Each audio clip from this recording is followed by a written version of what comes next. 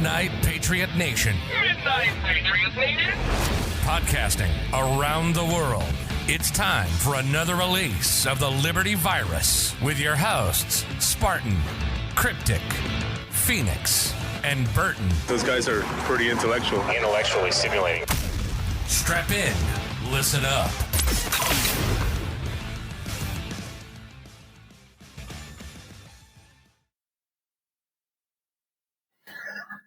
Midnight Patriot Nation, we are back. It is Spartan and Cryptic with you here this evening. I want to thank you guys for tuning in again. I'm going to start tonight with just something that has been a splinter in my brain for quite a long time, and I am just so freaking tired of it. I can barely see straight.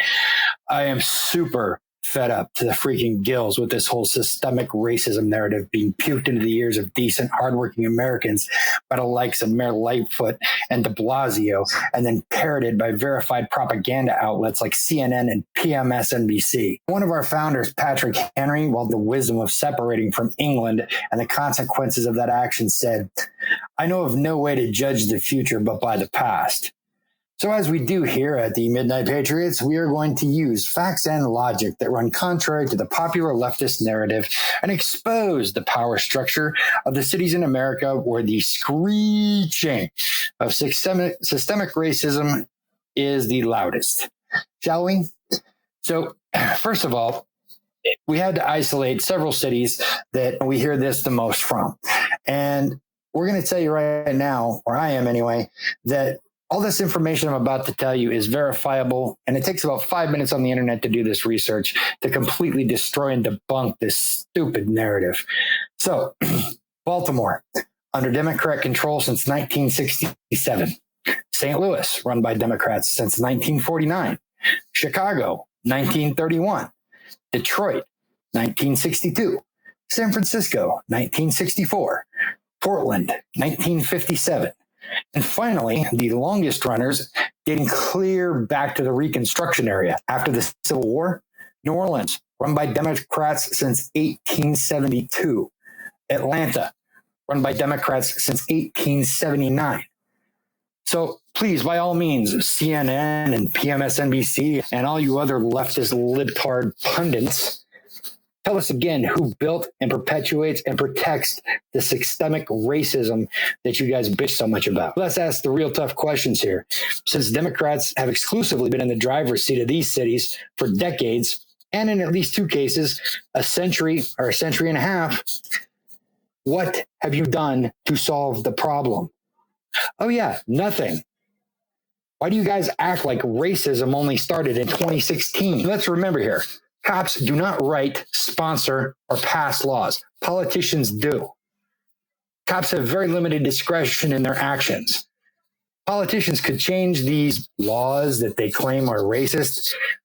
They could change the system anytime they wanted to, but they don't, because stasis is profitable. Democrats in these cities and in Washington, D.C. evoke this specter of racism as some faceless Republican boogeyman in a white hood, ready to ignite a gasoline-soaked cross and standing ready to lynch people of color on a single word from somebody. When in reality, these actions themselves are what Dixiecrats and Democrats have done throughout history, and especially in these cities that we just read off. Among woke academic elites, it's widely known that racism requires institutional control.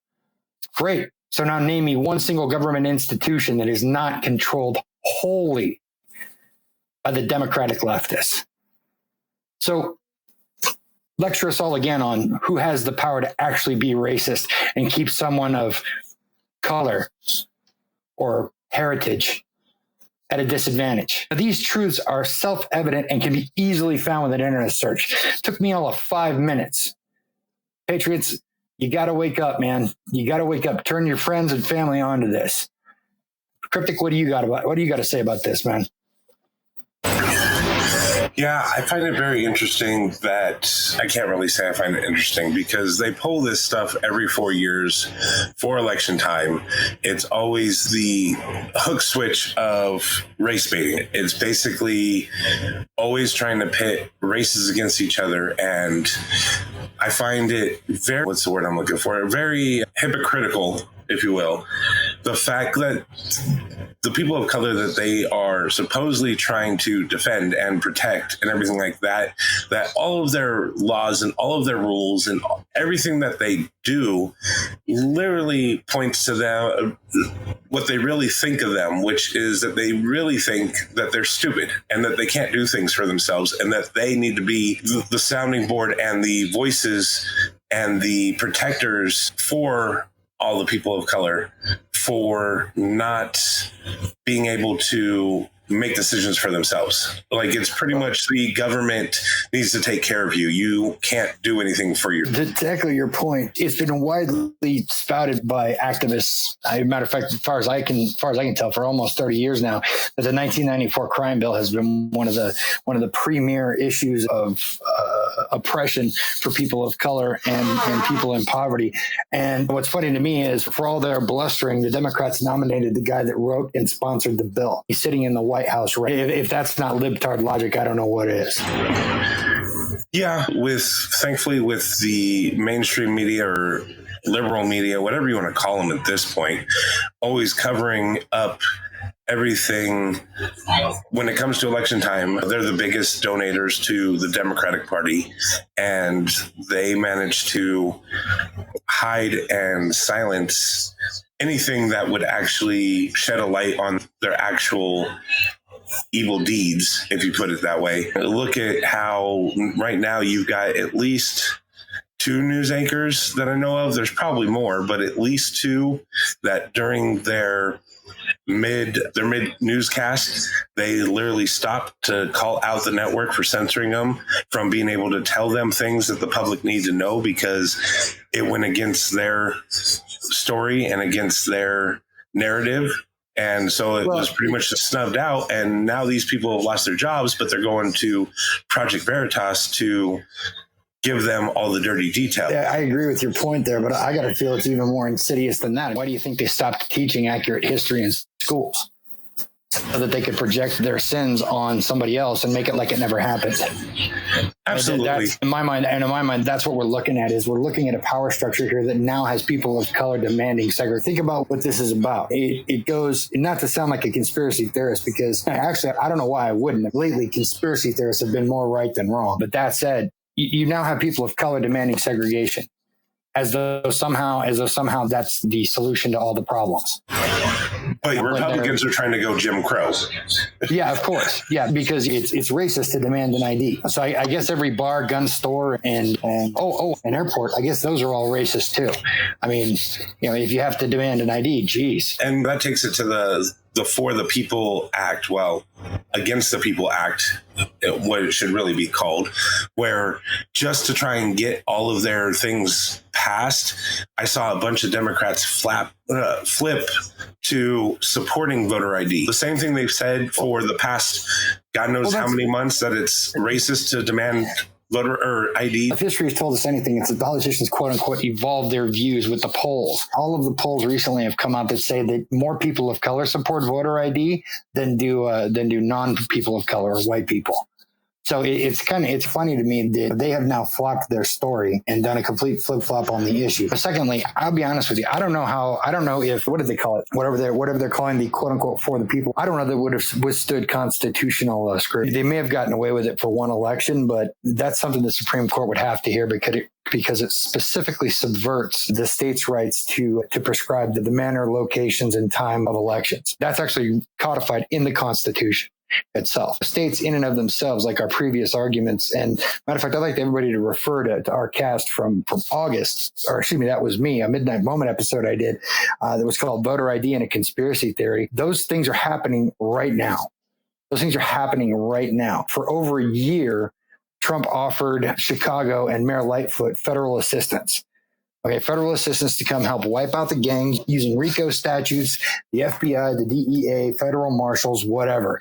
And she turned him down flat. And now all of a sudden that Joe Biden's in office, now she wants federal help. And now the problem is too big for her to handle, et cetera, et cetera. This chick these leftist mayors are a nightmare. Portland is essentially fallen. Chicago is falling. And now they're begging for federal. This is how the federal police force starts. and federal police forces throughout history have not worked out well. And not to mention, it helps Biden's agenda with the infrastructure plan, because he will just, some of that money that will be in the infrastructure plan will go to bail out the cities that have allowed themselves to run amok.